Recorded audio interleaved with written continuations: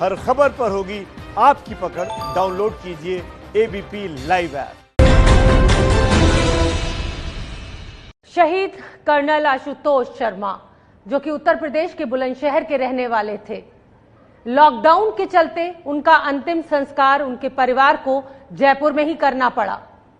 शहीद को अंतिम विदाई के समय अंतिम सलाम उनकी पत्नी पल्लवी शर्मा ने दिया।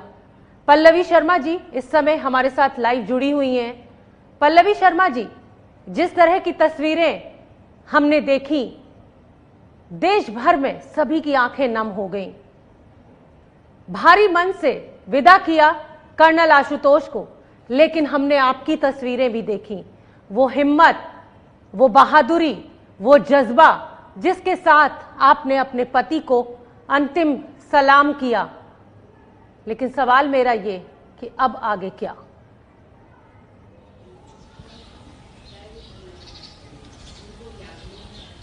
अब आगे लाइफ बिल्कुल वैसे ही कटेगी जैसे आशु चाहते थे, जैसे आशु की प्रेजेंस में लाइफ वो चाहते थे, जैसे उन्होंने अपनी ज़िंदगी जी है एज अ किंग साइज, वो चाहते थे मैं और उनकी तमन्ना भी अपनी ज़िंदगी वैसे ही किंग साइज की तरह जिए। हम बिल्कुल वैसे ही जिएंगे। I have to come to expected level of my husband Ashu. I can't betray his sacrifice. I can't betray his choice, his decision, his passion.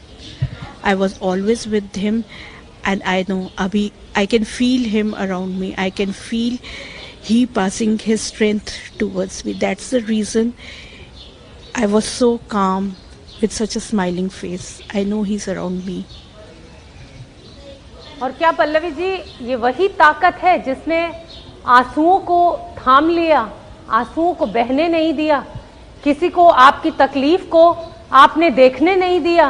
ये आपके पति के द्वारा दी हुई हिम्मत ही है। बिल्कुल, ये पति के द्वारा दी गई ताकत है। एट द सेम टाइम मैं उस वर्दी जिसकी तरफ उनका इतना पागलपन, इतना पैशन था, मैं उस वर्दी की नाक नहीं कटा सकती रोकर। मैं माँ हूँ, मैं बहू हूँ, मुझे बहुत रोल प्ले करने हैं। एट द सेम टाइम मुझे पता है इस समय बहुत लोगों की नज़रें मुझ पे हैं। Everyone is expecting something from me. मैं अपने हस्बैंड की शहादत को एक ऊपर का लेवल देना चाहती हूँ। May be this is the contribution from my side with my smiling face. आपकी हिम्मत को सलाम है पल्लवी जी, आपके जज्बे को सलाम है। आज आपकी ये जो हिम्मत है ना, हिंदुस्तान की हर पत्नी की हिम्मत बनेगी। जिस तरह से आपने इस मुश्किल समय को आप देख रही हैं और जिस तरह से आप दुनिया के सामने आ रही हैं, मेरा सवाल आपसे ये है कि आखिरी बार आपकी आशुतोष जी से कब बात हुई थी और क्या बातचीत हुई थी? क्या कभी वो भावुक होते थे आपके साथ? अपनी नौकरी को लेकर, अपनी बेटी से वो दूर रहते थे, उसको लेकर? सादा जी, आखिरी बार तो कल बात हुई है, जब हम उनको रिसीव करने एयरपोर्ट गए हैं, तो बहुत सारी बात हुई है। बट आपका क्वेश्चन मैं समझ सकती हूँ। हमारा लास्ट टाइम बात हुई है 1 मई को, जब उनकी यूनिट 21 RR का 26th रेजिंग डे था। तब अराउंड लंच मैंने फ़ोन किया था उनको यूनिट की रेजिंग डे की बधाई देने के लिए। तब भी वो बिज़ी थे, तब भी हमारे सिर्फ 1 मिनट बात हो पाई थी।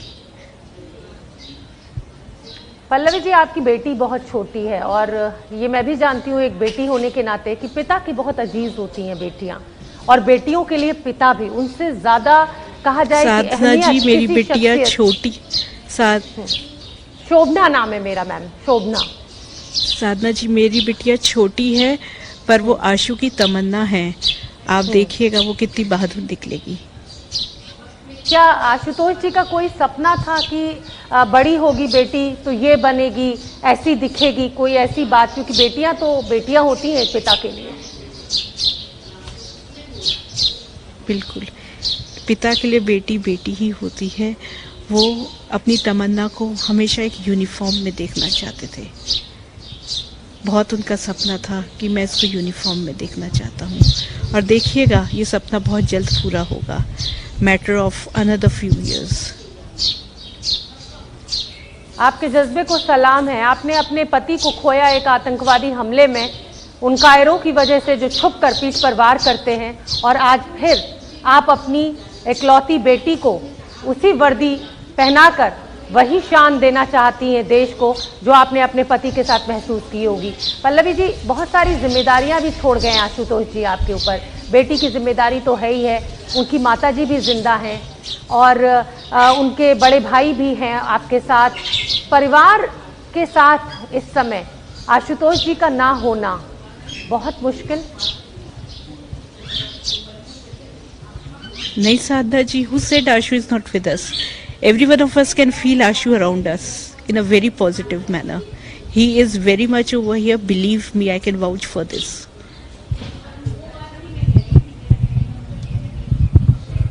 मैं समझ सकती हूँ और मैं आपके इस जज्बे को सलाम करती हूँ, और आज हर वो पत्नी आपको सलाम कर रही होगी जिसका इस तरह से कोई अपना दूर हुआ होगा। लेकिन पल्लवी जी, अब मैं आपसे यही जानना चाहती हूँ कि आप जयपुर में रहती हैं, आपकी बेटी जयपुर में आप उसकी शिक्षा करा रही हैं। आगे अगर आप चाहती हैं कि बेटी पढ़कर फौज में भर्ती हो तो क्या दिल्ली पढ़ने भेजेंगी? अपनी बेटी को अपने से कभी दूर करेंगी आप? उसके अच्छे भविष्य के लिए मैं उसको अपने दूर से दूर करने के लिए भी तैयार हूँ, but I don't think so Delhi, going to Delhi would be a better option.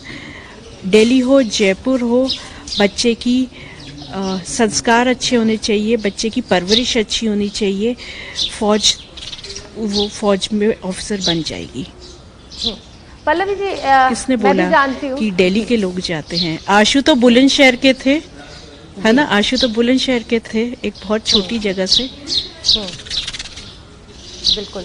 Pallavi ji, जब फौज में प्रमोशन होकर कर्नल रैंक तक पहुंच जाते हैं तो इस तरीके की कैजुअलिटी के चांसेस बहुत कम हो जाते हैं। ज़्यादातर कैप्टन और मेजर लेवल पर इस तरह के ऑपरेशंस में हिस्सा लेते हैं और इस तरीके की कैजुअलिटी हो जाती है।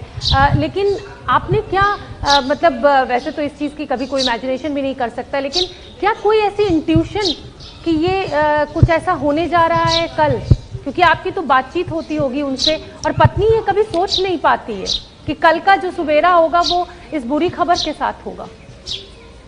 कोई इंट्यूशन आपको ऐसी कि कुछ गड़बड़ है, कुछ मन नहीं लग रहा है, कुछ घबराहट?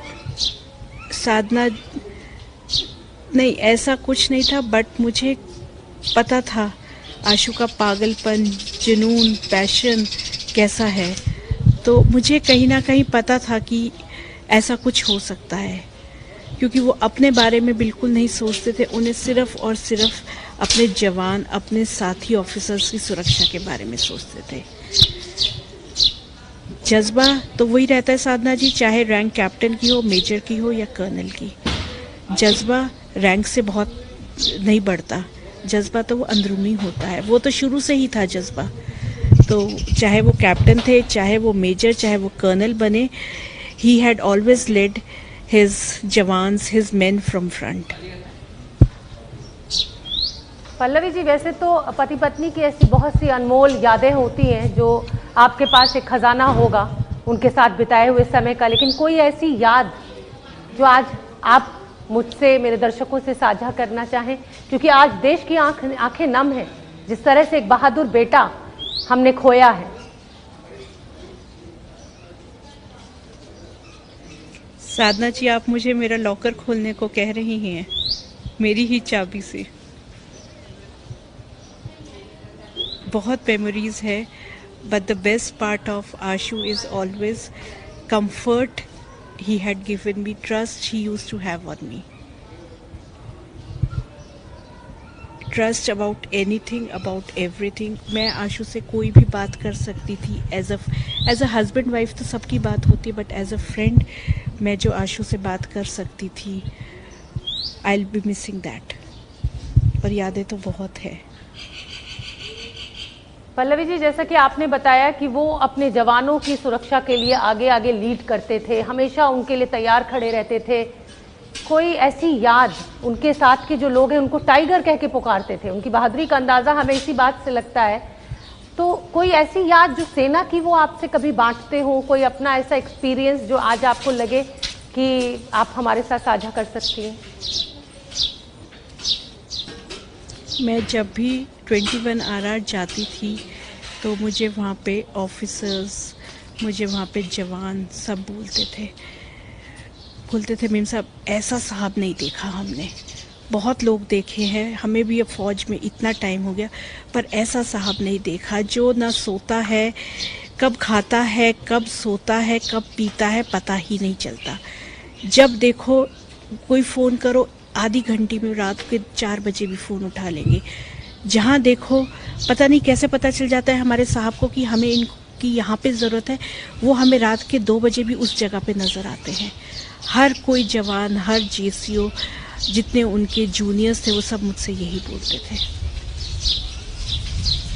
फक्र है देश को इस बेटे बस पर। हमेशा उनका यही होता था, मेरे जवानों को कुछ नहीं होना चाहिए, मेरे जवान, मेरे बच्चे में सुरक्षित रहने चाहिए।